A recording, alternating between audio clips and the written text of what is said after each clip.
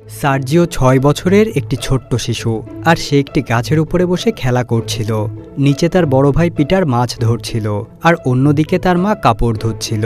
হঠাৎ করে সেখানে একটি জার্মান ফাইটার জেট চলে আসে আর সবকিছু তছনছ করে দিতে থাকে।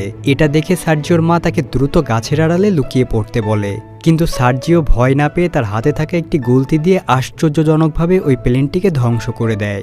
আর তখনই সার্জিওর ঘুম ভেঙে যায়, অর্থাৎ সে স্বপ্ন দেখছিল। এরপর সার্জিও দেখে কেউ একজন দরজায় কড়া নাড়ছে। তখন সার্জিও ভাবে হয়তো তার মা এসেছে, তবে দরজা খুলে সে দেখে পাশের বাসার একজন মহিলা এসেছে। আর ওই মহিলা এসে সার্জিওকে বুকে টেনে নিয়ে বলে, উপরওয়ালার কাছে লাখ লাখ শুকরিয়া যে তুমি এখনো বেঁচে আছো।